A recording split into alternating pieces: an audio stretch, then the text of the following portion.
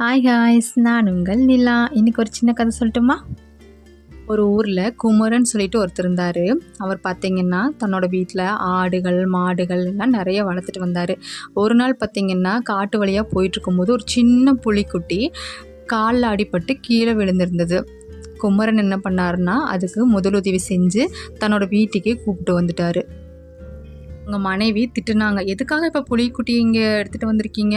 நீங்கள் முதலுதவி செஞ்சது கரெக்டாக, அதுக்காக இந்த புலிக்குட்டி இங்கே எடுத்துகிட்டு வரணும்னு எந்த அவசியம் கிடையாது. முதல்ல நீங்கள் கொண்டு போய் இதை விட்டுட்டு வந்துடுங்க. ஏன்னா நம்ம வீட்டில் நிறைய ஆடுகள் மாடுகள்லாம் வளர்த்துட்ருக்கோம். இது பெருசாகிடுச்சுன்னா கண்டிப்பாக இது வேட்டையாடிரும். என்றைக்கு இருந்தாலும் இது ஆபத்தில் தான் முடியும். அதனால் நீங்கள் இப்போவே கொண்டு போய் இதை விட்டுட்டு வந்துடுங்க அப்படின்னு சொல்லி அவங்க மனைவி சொன்னாங்க. அதனால் குமரனும் என்ன சொன்னார்னா, இது ரொம்ப இப்போ முடியாமல் இருக்குது, இது கொண்டு போய் இப்போ விட்டாலும் இதனால் நடக்க முடியாது, அது இந்த புலிக்குட்டிக்கு ரொம்ப ஆபத்தில் முடிஞ்சிடும், கொஞ்ச நாள் கழித்து நானே கண்டிப்பாக கொண்டு போய் விட்டுறேன் அப்படின்னு சொல்லி சொன்னாங்க. புலிக்குட்டியோட கால்கள் கொஞ்சமாக சரியாயிருச்சு. உடனே புலிக்குட்டி மற்ற ஆடுகள் மாடுகள் எல்லாத்துக்கூடையும் சேர்ந்து விளையாட ஆரம்பிச்சிது. அப்போ அவங்க மனைவி சொன்னாங்க, அதான் புலிக்குட்டிக்கு கால் சரியாயிருச்சுல, இப்போ கொண்டு போய் காட்டில் விட்டுருங்க அப்படின்னு சொல்லி குமரன் கிட்ட சொன்னாங்க. அதுக்கு அவரோ, இல்லைம்மா இப்போ தான் கொஞ்சம் கால் சரியாக இருக்குது, இப்போ பாரு அவங்க பாரு எல்லாம் ஒன்றா விளையாண்டுட்டு இருக்காங்க, இருக்கட்டுமே அப்படின்னு சொல்லி சொன்னாங்க. நான் சொல்கிறத நீங்கள் கேட்கவே மாட்டீங்க, என்னைக்காவது ஆபத்தில் முடியும் போது உங்களுக்கு புரியும்னு சொல்லிட்டு அவங்க கோவமாக போயிட்டாங்க. புலிக்குட்டிக்கு எந்த சமயத்துலேயும் அந்த மாமிச ஆசையே வரக்கூடாதுங்கிறதுக்காக எல்லா ஆடுகள் கூடயும் மாடுகள் கூடயும் பழக விட்டுட்டார் அவர். புலிக்குட்டிக்கும் எந்த சமயத்துலையும் மாமிச ஆசையே வந்ததே இல்லை. அது எப்போவுமே ஆடுகள் கூடயும் மாடுகள் கூடயே தான் விளையாண்டுட்டு இருந்தது. ஒரு நாள் பார்த்திங்கன்னா புலிக்குட்டிக்கு மாமிச ஆசை வந்துருச்சு. அப்போது குமரன் கிட்ட போய் சொல்லிச்சு, எனக்கு மாமிசம் சாப்பிடணும் போல் ஆசையாக இருக்குது அப்படின்னு சொல்லி சொல்லிச்சு.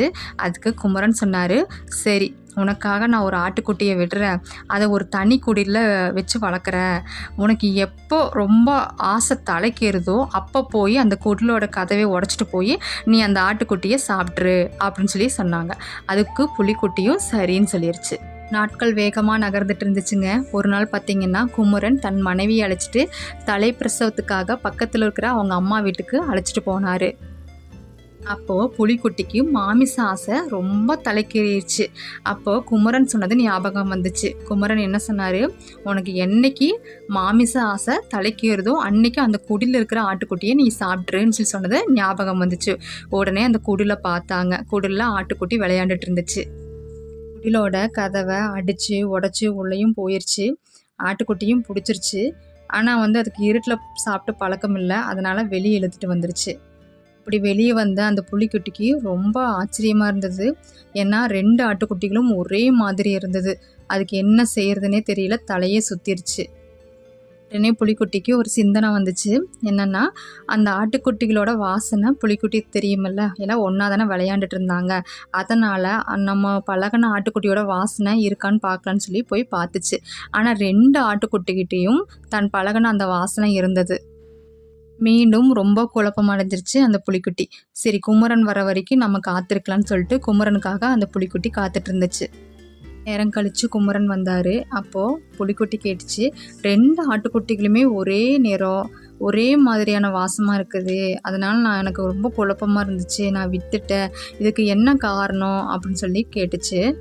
அதற்கு குமரன் சொன்னார், ஒரே ஆட்டோட 2 குட்டிகளை நான் வித்தியாசம் தெரியாமல் ஒரு வாரம் உள்ளேயும் ஒரு வாரம் வெளியும் உங்க கூட நான் விளையாட விட்டேன், அதனால தான் உனக்கு அந்த வாசனை பழகிருச்சு அப்படின்னு சொன்னார்.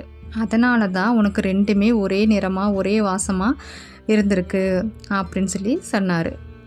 குட்டியோட மிருகத்தனமான மாமிச ஆசைக்கு முன்னால் பழகிய பாசம் வென்று விட்டதாக குமரன் நினைச்சாரு. மாமிச ஆசையில் அது எதையாவது ஒன்று பிடிச்சி சாப்பிட்ருக்கலாம். ஆனாலும் குமரன் வரணுங்கிறதுக்காகவே வெயிட் பண்ணிட்டு இருந்தது அந்த புலிக்குட்டி.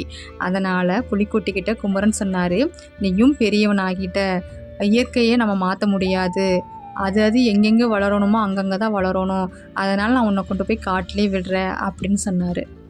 கைஸ், இதிலேருந்து நம்ம ஒரு விஷயம் தெரிஞ்சுக்கலாம். என்னென்னா, நம்மளும் அப்படித்தாங்க, அதாவது மனுஷனான நம்மளும் என்ன பண்ணுறோன்னா, ஒரு புதிய நபர்களை கண்டால் ஒரு மாதிரி நம்ம பழகுவோம். அதே நமக்கு தெரிஞ்சவங்க பழகினவங்க அப்படின்னா அவங்கக்கிட்ட நம்ம ஒரு விதமாக நடந்துக்குவோம். நம்மளாலையும் எல்லாத்துக்கிட்டேயும் சரிசமமாக நடந்துக்க முடியாது இல்லைங்க.